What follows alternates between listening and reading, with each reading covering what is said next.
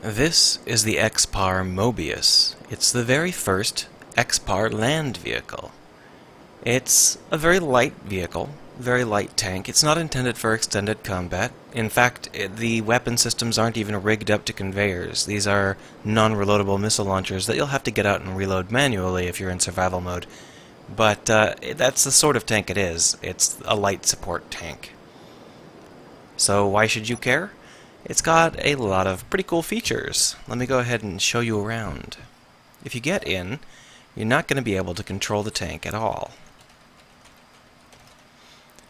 You have to hit 1, which is the only option, in order to enter into the turret, and then you can control the turret with your mouse.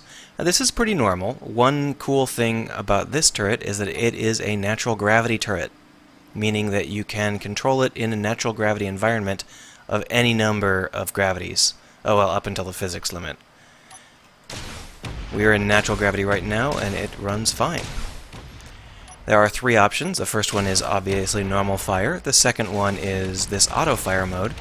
This auto-fire mode delays the missiles so they don't impact on each other, which is handy. And the third one is, of course, your camera. But how do you move a tank? Don't worry, here at XPAR we've got you covered. Just use WSAD.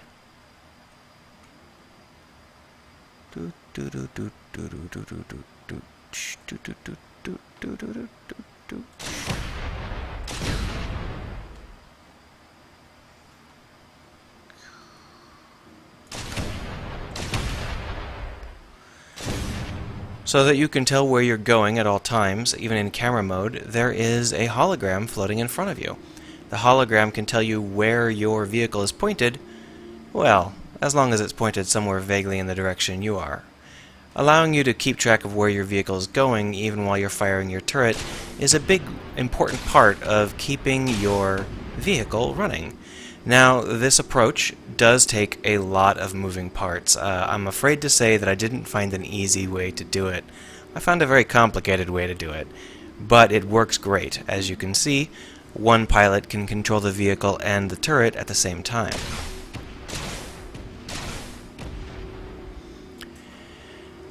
This has a few other features. It's got some vertical dampening, reactive vertical dampening to prevent your turret from wobbling around too much and stuff like that.